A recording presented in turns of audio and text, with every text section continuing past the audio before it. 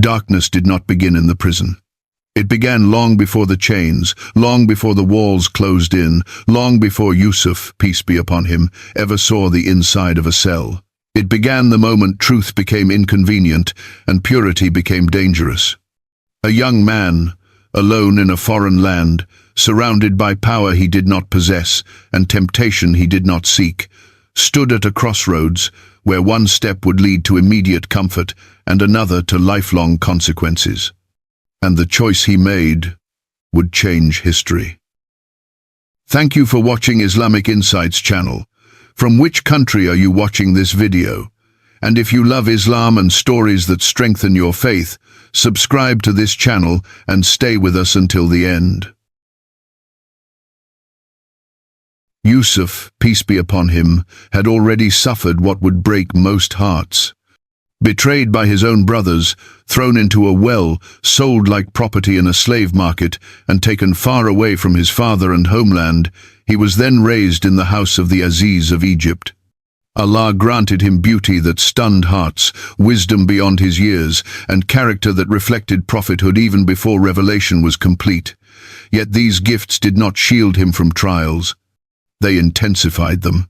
When the wife of the Aziz locked the doors and called Yusuf toward sin, the moment was heavy with pressure. No witnesses, no escape, no worldly consequence.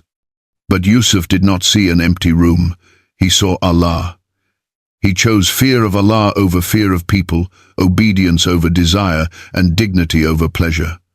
The Quran tells us he ran toward the door, and that single act of running became proof that righteousness is not passive. It requires action. When the truth began to surface, when evidence showed that Yusuf was innocent, justice should have prevailed. But power often fears scandal more than it fears Allah. Instead of clearing his name, the leaders of the household decided that silence was safer than truth. Yusuf had done nothing wrong, yet he was made to pay the price for others' sins. His reputation was sacrificed to protect status, and his freedom was taken to protect image. In that moment, the story appears cruel and unfair, because a prophet of Allah was punished for refusing sin. And yet, this was not the fall of Yusuf. This was the beginning of his rise. When Yusuf was led to prison, he did not protest Allah's decree. He did not curse his fate. He did not question divine justice. Instead, the Quran records a statement that reveals the depth of his faith. He said that prison was more beloved to him than what they were inviting him to. This was not despair speaking. This was clarity. Yusuf understood that sometimes Allah saves you by removing you. The prison walls became a barrier between him and temptation, between him and corruption, between him and a society that would have slowly consumed his faith. What appeared to be confinement was in reality protection. What appeared to be humiliation was purification. Yusuf entered prison with nothing but his faith, and that faith was more powerful than the authority that imprisoned him. Inside those walls, time slowed. Days blended into nights. Hope seemed distant, yet Allah was closer than ever. Prison stripped Yusuf of every worldly attachment. No status, no family, no future promised by people. All that remained was reliance upon Allah, and in that isolation, Yusuf's heart was refined, patience was deepened, trust was perfected. Allah was preparing him quietly, far from the noise of society, far from temptation, far from distraction. Prison was not a pause in Yusuf's story. It was a workshop where Allah was shaping a leader who would one day carry responsibility over an entire nation. And even there, Yusuf did not live for himself alone. He did not retreat into silence or bitterness. He did not allow hardship to harden his heart. When other prisoners came to him troubled by their dreams, Yusuf did not immediately interpret them.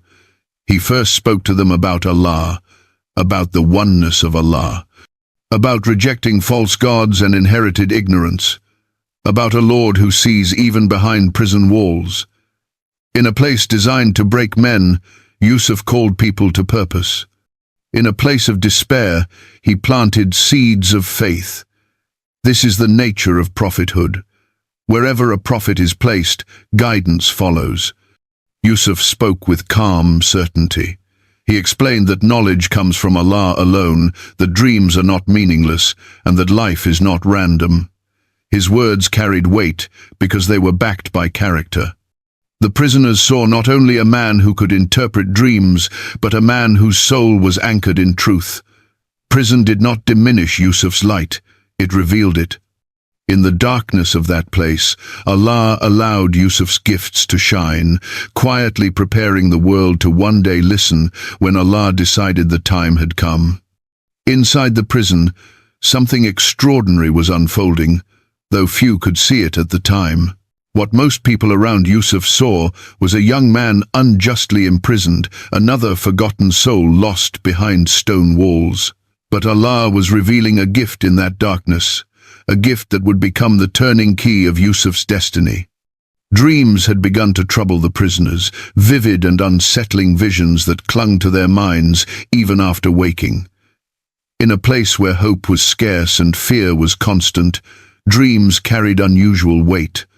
Two young men approached Yusuf, not because he held authority, but because his character commanded trust. They had watched him closely. They had seen his patience, his composure, his unwavering sense of purpose, and they sensed that this man was different. Before Yusuf offered them answers, he offered them truth. He reminded them that knowledge does not come from cleverness or intuition, but from Allah alone. He spoke of a Lord who controls the unseen, who sends signs not to confuse but to guide. Only after grounding them in faith did Yusuf interpret their dreams, and he did so with clarity, honesty, and courage. One dream promised release and return to service. The other foretold death. Yusuf did not soften the message. He did not manipulate the truth to gain favor. He spoke exactly what Allah revealed to him, demonstrating that integrity does not bend under pressure. And then he said something remarkable. He told them that the matter had already been decreed.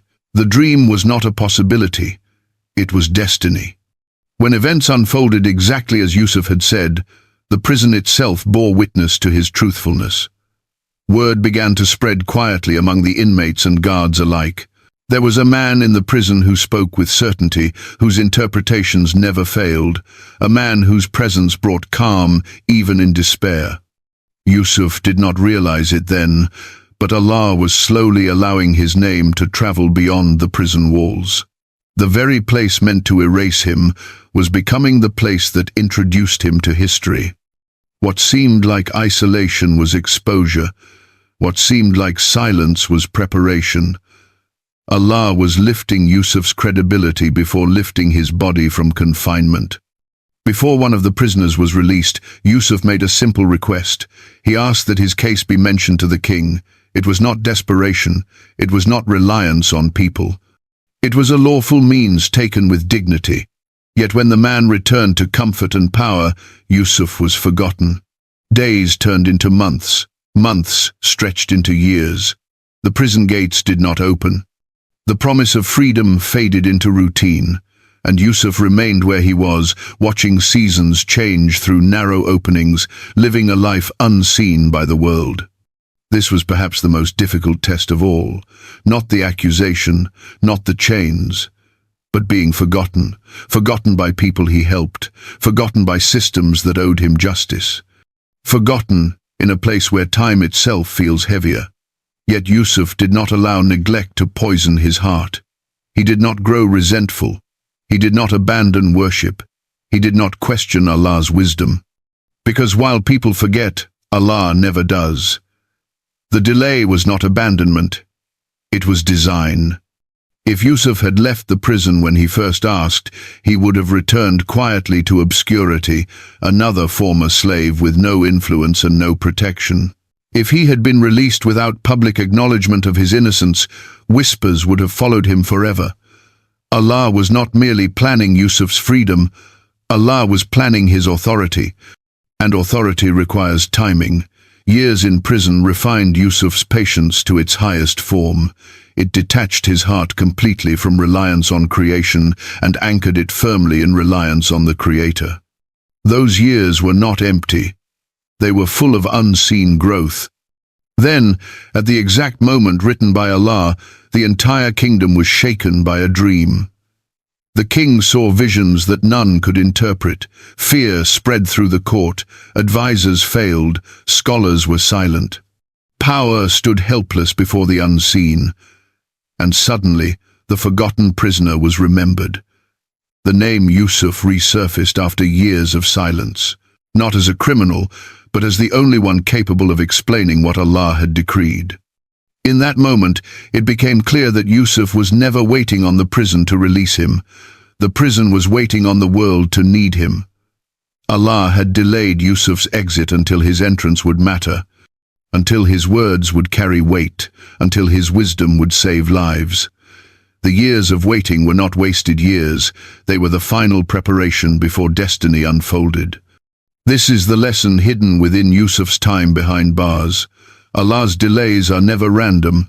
When doors remain closed despite effort and prayer, it is not always rejection. Sometimes it is protection. Sometimes it is preparation. Sometimes it is Allah arranging circumstances so perfectly that when the moment arrives, no human being can deny what he has written. Yusuf was forgotten by people so that he would be remembered by history. And when Allah chose to bring him out, he would not walk into uncertainty. He would walk into purpose. The dream that reached the palace was unlike any dream Egypt had known before. It was not personal, not symbolic of a single life, but heavy with the weight of an entire nation. The king saw 7 strong, healthy cows being devoured by 7 emaciated ones, followed by 7 green ears of grain and 7 dry, withered stalks. The images disturbed him deeply. This was not a fleeting vision of the night. It lingered in his chest like a warning. He summoned his advisors, his scholars, the interpreters who claimed mastery over symbols and signs, yet none could offer clarity. They spoke vaguely, dismissed it as confused dreams, and admitted their inability. In that moment, power stood helpless before the unseen. Wealth, armies, and authority could not decode what Allah had sent. It was then that memory pierced the fog of years. The man who had once shared a prison cell, the man whose words had proven true without fail, came rushing back into thought. Yusuf, the forgotten prisoner. The one whose interpretations had unfolded exactly as foretold. Desperation broke through negligence, and suddenly the prison was no longer a place of shame but a place of solution. A messenger was sent in haste, not with chains, but with questions. And Yusuf, still behind bars, still dressed as a prisoner, still waiting without bitterness, listened calmly as the dream was recounted. Yusuf did not hesitate. He did not ask for freedom in exchange for knowledge. He did not demand recognition before speaking. He interpreted the dream with clarity that reflected not only divine inspiration, but deep wisdom. He explained that 7 years of abundance were coming, years where the land would yield beyond expectation, followed by 7 years of severe famine that would consume what had been stored, and then a year of relief where rain would return and people would press grapes once more. This was not merely interpretation, it was strategic foresight. Yusuf went further, advising that grain should be carefully stored during the years of plenty, preserved in its ears to protect it, and rationed wisely when hardship arrived. In a single response, Yusuf revealed knowledge, leadership, and responsibility. The palace was shaken. The dream that had paralyzed the court was now fully exposed, its meaning undeniable, its solution clear. The king immediately recognized that this was not the speech of an ordinary man. This was wisdom rooted in truth. Orders were given at once for Yusuf to be brought out. Years of confinement were about to end. But Yusuf did something that astonished everyone. He refused to leave. Yusuf did not reject freedom out of pride. He rejected it out of principle. He knew that walking out of prison without clearing his name would leave a stain that power could never fully erase. He understood that leadership without integrity is hollow, and authority without truth is fragile. So he demanded that the matter of the women who accused him be reopened. He asked that the truth be publicly established, not whispered, not assumed, declared. This moment reveals the heart of a prophet. Yusuf had endured years of injustice in silence, but he would not accept honor built upon unresolved falsehood.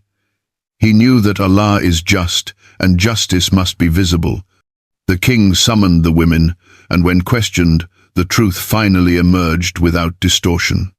They confessed openly that Yusuf had committed no wrong. The wife of the Aziz herself admitted that she was the one who sought him, and that Yusuf was among the truthful.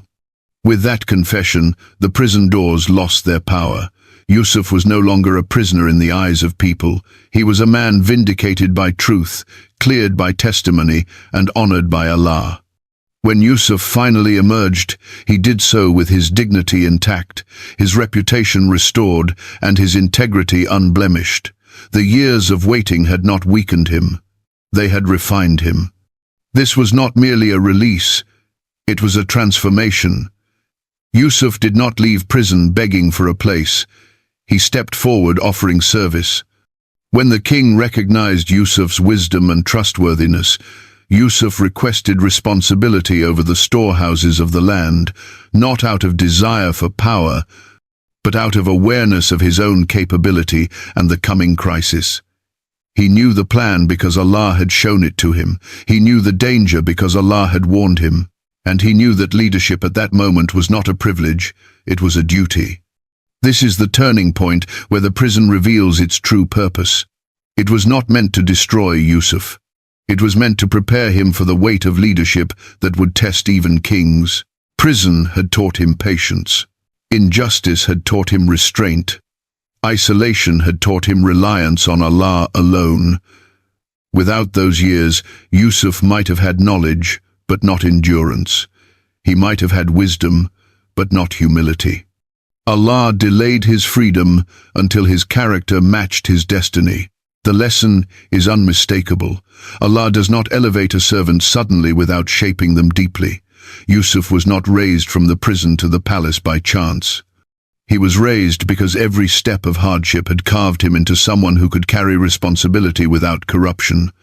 When Yusuf stood before the king, he was not merely a freed man. He was the answer to a nation's survival. And it was the prison, with all its darkness and silence, that made him ready. When Yusuf emerged from prison, he did not step into freedom as a man relieved of suffering. He stepped into responsibility as a man shaped by it. The king did not merely release him, he entrusted him with the storehouses of the land, placing in his hands the economic survival of an entire civilization. This transition was unprecedented. A former slave, once accused and imprisoned, now stood as a guardian over wealth, planning, and national security. Yet Yusuf did not celebrate the elevation as personal victory. He understood that this position was not an honor granted by people, but an amana entrusted by Allah. The years of abundance arrived exactly as Yusuf had foretold, and under his guidance the land prospered. Crops were harvested, measured, stored with precision and restraint. Yusuf implemented discipline where excess could have reigned, foresight where complacency might have destroyed everything. He did not hoard wealth for status, nor did he distribute it recklessly. He acted with justice, balance, and mercy, fully aware that famine was approaching and lives would depend on what was done in those years. When the years of hardship arrived, they came with full force. The land dried, hunger spread, and surrounding regions collapsed under the weight of scarcity. But Egypt stood firm. The storehouses Yusuf had protected became lifelines not only for Egyptians, but for people from distant lands who traveled seeking sustenance.